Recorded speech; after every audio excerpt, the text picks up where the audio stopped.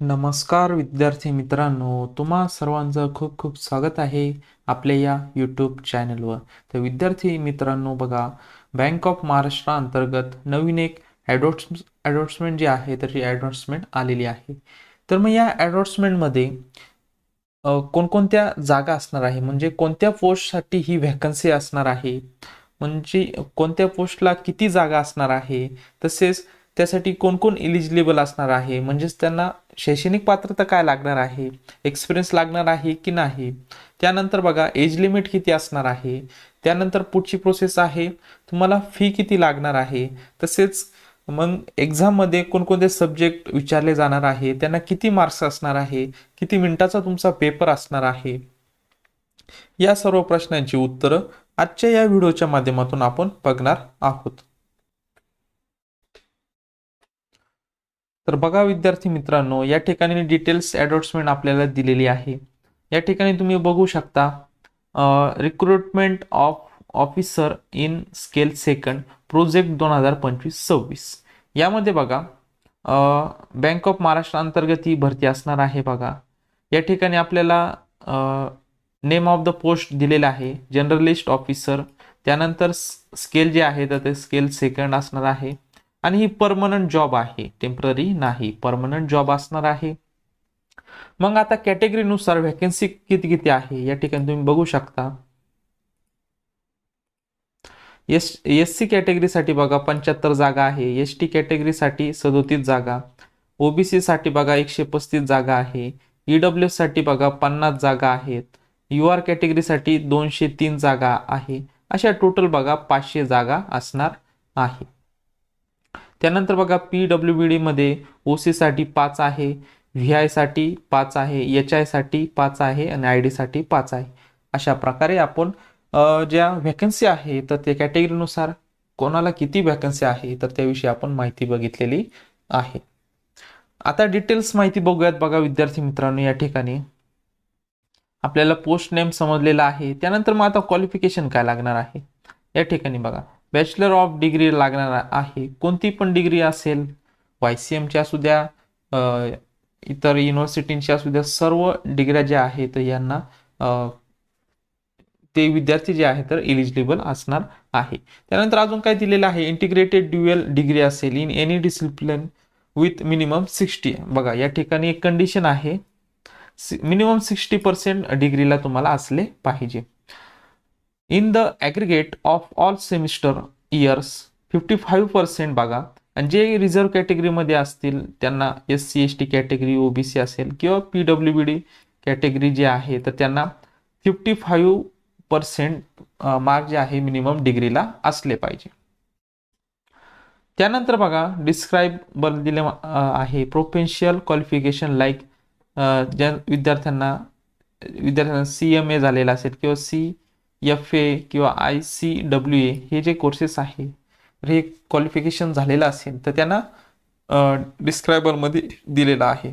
Passing of JI या ठिकाणी बघा ज्यांचं एज्युकेशन JIIB असेल किंवा CAIIB मध्ये झालेलं असेल तर त्यांना म्हणजे प्रेफरन्स दिला जाणार आहे. परंतु ज्यांचं बॅचलर डिग्री झालेली आहे ते सर्व यासाठी इलिजिबल असणार आहे.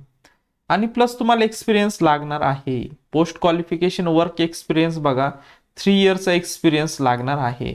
As an officer in any schedule public sector bank, म्हणजे प्रायव्हेट बँक असू द्या किंवा पब्लिक सेक्टर बँक असू द्या, शेड्यूल प्रायव्हेट सेक्टर बँक असतील, किंवा experience in credit related area branches head in charge तसे इज प्रेफरेबल. त्यांना प्रेफरन्स दिला जाणार आहे. तुम्हाला मिनिमम 3 इयर्सचा एक्सपिरियन्स असला पाहिजे. त्यानंतर एज रिलेटेड दिलेलं आहे बघा, मिनिमम एज जे आहे तर ते या ठिकाणी बघा 22 इयर आणि मॅक्सिमम जे आहे 35 इयर दिलेलं आहे. मग यापेक्षा ज्यांचं वय जास्त आहे मग अशा विद्यार्थ्यांसाठी बघा एज रिलॅक्सेशन मिळणार आहे. मग ते कॅटेगरीनुसार असतं, त्याविषयी आपण पुढे माहिती बघणारच आहोत. या ठिकाणी जॉब प्रोफाईल दिलेला आहे, तुमचं काय काम असणार आहे संपूर्ण माहिती या ठिकाणी तुम्ही बघू शकता. या ठिकाणी खाली पण खूप सारी माहिती त्यांनी दिलेली आहे.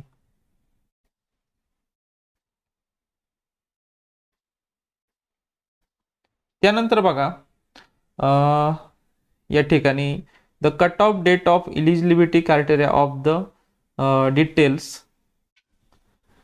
या ठिकाणी त्यांनी माहिती दिलेली आहे. यानंतर बघा इम्पॉर्टंट जी माहिती आहे आपल्याला उपयोगी ती माहिती आपण बघणार आहोत. हां, या ठिकाणी बघा एज रिलॅक्सेशन जे आहे तर एज रिलॅक्सेशन विषयी आपण माहिती बघणार आहोत.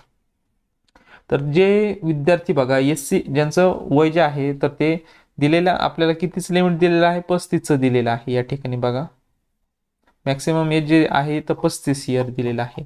ज्यांचं 35 पेक्षा जास्त आहे तर त्यांना बघा जर तुम्ही SC किंवा ST कॅटेगरीमध्ये असाल तर तुम्हाला बघा 5 इयर्सचं एज रिलॅक्सेशन मिळणार आहे. आणि जर तुम्ही अदर बॅकवर्ड क्लासेसमध्ये नॉन क्रिमिनल गटातील असाल तर तुम्हाला 3 इयर्स एज रिलॅक्सेशन मिळणार आहे. PWBD मध्ये SC ST कॅटेगरीमध्ये असाल तर तुम्हाला 15 इयर्सचे age relaxation.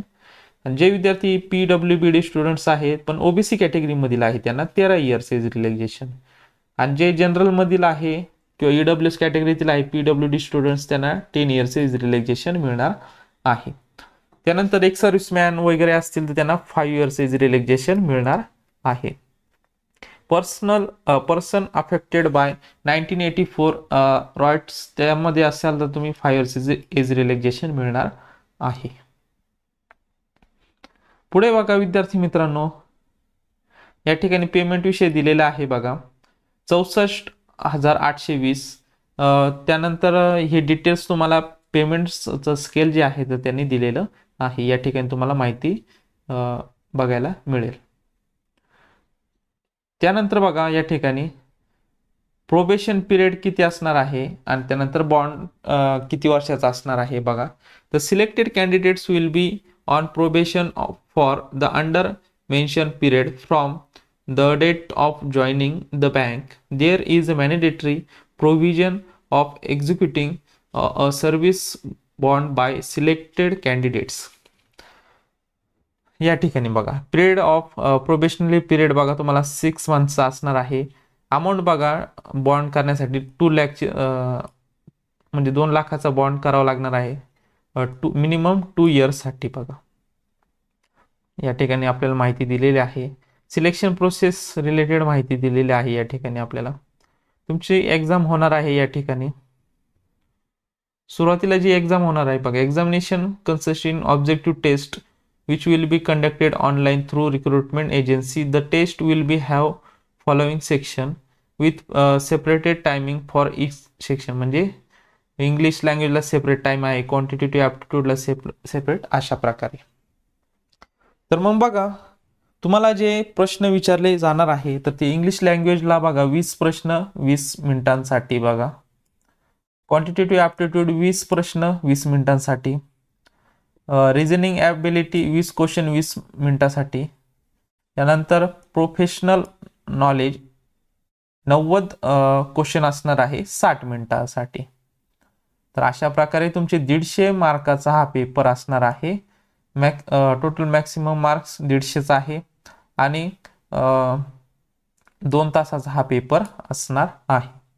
The test of professional knowledge will be consist of banking and management related question. बघा जे प्रोफेशनल नॉलेजला जे 90 प्रश्न आहे सर्वात जास्त प्रश्न त्यालाच आहे त्या सब्जेक्टला. तर मग हे कोणत्या बेसिसवर असणार आहे बँकिंग आहे आणि मॅनेजमेंट याच्यावर तुम्हाला ते प्रश्न बघायला मिळतील. Initially for wrong answer for each question for which wrong answer has been given by the candidates penalty wrong answer 1/4 बघा निगेटिव्ह मार्किंग असणार आहे यासाठी बघा. जर तुमचा प्रश्न चुकला तर 1/4 मार्क जे आहे तर ते कट होणार आहे. त्यानंतर मग नॉर्मलायझेशन होऊन तुमचा स्कोर जो आहे तर तो लावला जाणार आहे. त्यानंतर बघा एक्झामिनेशन सेंटर विषयी माहिती दिलेली आहे त्यांनी. या ठिकाणी बघा आपल्याला महाराष्ट्रामध्ये या ठिकाणी छत्रपती संभाजीनगर आहे, मुंबई आहे, ठाणे, नवी मुंबई, MMR रिजन आहे, जळगाव, अमरावती, नांदेड, नाशिक, नागपूर, पुणे, कोल्हापूर असे तुम्हाला सेंटर दिलेले आहे. त्यानंतर बघा अजून काय काय इम्पॉर्टंट माहिती दिलेली आहे. या ठिकाणी बघा आपल्याला ॲप्लिकेशन फी जी आहे तर ती ॲप्लिकेशन फी रिलेटेड माहिती दिलेली आहे. जर तुम्ही UR कॅटेगरीतील विद्यार्थी असाल, EWS किंवा OBC कॅटेगरी स्टुडंट्स असाल तर तुम्हाला 1000 रुपये फी प्लस जो GST आहे 180 रुपये लागणार आहे. म्हणजे अशी टोटल तुम्हाला फी जी आहे तर ती 1180 रुपये फी लागणार आहे. जे विद्यार्थी SC ST कॅटेगरी किंवा PWBD स्टुडंट्स असाल तर तुम्हाला 100 प्लस 18 GST 8 रुपये GST असं टोटल 108 रुपये फी लागणार आहे. तर अशा प्रकारे फी रिलेटेड आपण माहिती बघितलेली आहे. इम्पॉर्टंट डेट्स त्यांनी दिलेल्या आहे या ठिकाणी तुम्ही बघू शकता. सुरुवात कधी झालेली आहे बघा ॲप्लिकेशन करण्यासाठी 13 ऑगस्ट 2025 ला सुरुवात झालेली आहे. लास्ट डेट बघा 30 ऑगस्ट 2025 असणार आहे. डेट ऑफ ऑनलाईन एक्झामिनेशन नंतर सांगण्यात विल बी इन्फॉर्म सेपरेटली. नंतर डेट ऑफ GD किंवा इंटरव्ह्यू जो आहे तर त्याची पण डेट जी आहे तर ती नंतर कळवण्यात येणार आहे.